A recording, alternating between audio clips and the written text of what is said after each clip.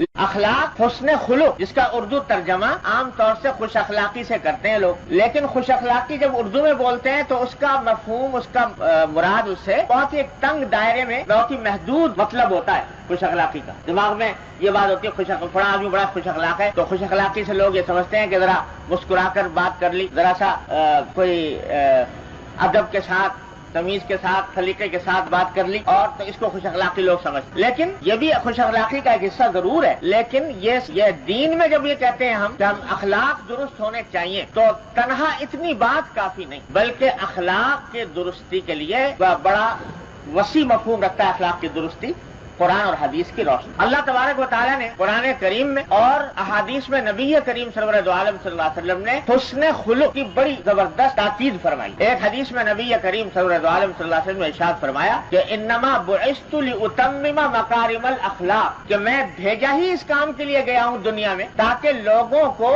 اعلیٰ درجے کے اخلاق، ان کے اخلاق کی تکمیل کروں، ان کے اخلاق کو درست بناؤں۔ اس کام کے لیے مجھے بھیجا گیا۔ اپنی بعثت کا مقصد آپ نے یہ بیان فرمایا کہ اخلاق کی درستی اور اس کی تکمیل۔ اور مشہور آیت ہے جس میں نبی کریم صلی اللہ علیہ وسلم کو دنیا میں بھیجنے کے مقاصد بیان فرمائے، تو فرمایا ہم نے اس لیے بھیجا تاکہ یہ قرآن کی آیتوں کی تلاوت کرے، کتاب اور حکمت کی تعلیم دے اور تزکیہ کرے، پاک صاف بنائے۔ ان پاک صاف کس چیز کو بنائے؟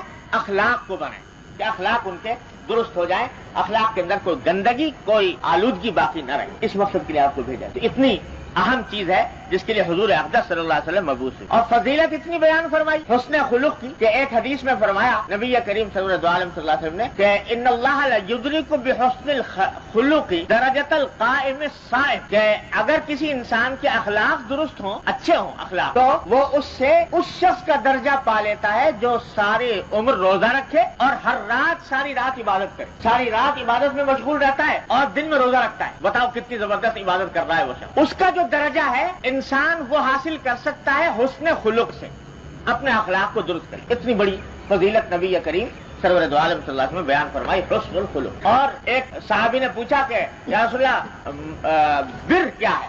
بر کے معنی نیکی جسے اردو میں کہتے ہیں۔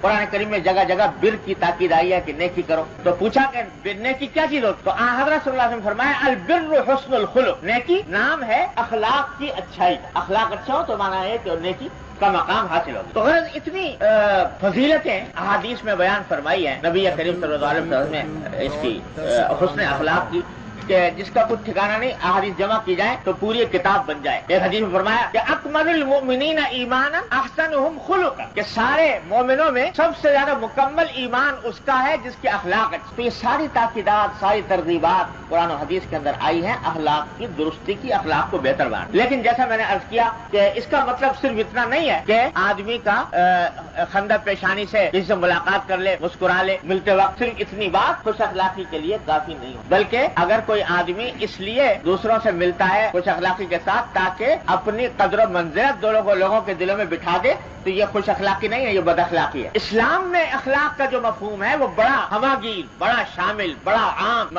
مفہوم ہے۔ اخلاق جمع ہے خلق کی، ذرا خوب سمجھ لیجئے، اخلاق جمع ہے خلق کی، اور خلق کے معنی ہوتے ہیں یہ اندر کی ایک کیفیت ہوتی ہے، دل کی اندر کی کیفیت ہوتی ہے کہ انسان کے باطن میں، انسان کے دل میں ایسی صفتیں پیدا ہو جائیں جو اللہ کو مطلوب ہیں، اور ایسی صفتوں سے دل خالی ہو جائے جو اللہ کو مبغوض ہے، اللہ کو ناپسند۔ یہ ہے خلق، حسن خلق۔ چنانچہ یہ حسن خلق جو ہے یہ ہمارے ہاتھ پاؤں کا کام نہیں، چہرے بشرے کا کام نہیں۔ چہرہ بشرا اور ہاتھ پاؤں اس کو ظاہر ضرور کرتے ہیں، لیکن کام یہ ہاتھ پاؤں کا اور چہرے بشرے کا نہیں ہے، اس کا تعلق دل سے ہے، کہ دل کی درستی ہو، دل کے اندر صحیح صفتیں پیدا ہو اور بری صفتوں سے انسان کا دل پاک۔ اب یہ کیا کہ صاحب مل تو لیے مسکرا کے اور بظاہر بڑے اچھے طریقے سے پیش آئے، اندر دل کے اندر بغض بھرا ہوا ہے، کینہ بھرا ہوا ہے، حسد بھرا ہوا ہے، دل میں یہ خیال ہے کہ یہ آگے کیوں بڑھ گیا، اس کے پاس دولت کیوں زیادہ آ گئی، یہ کیوں ہم سے آگے نکل گیا، اس قسم کے خیالات دل میں بھرے ہوئے ہیں، اور زبان سے میٹھی میٹھی باتیں کر رہا ہے اور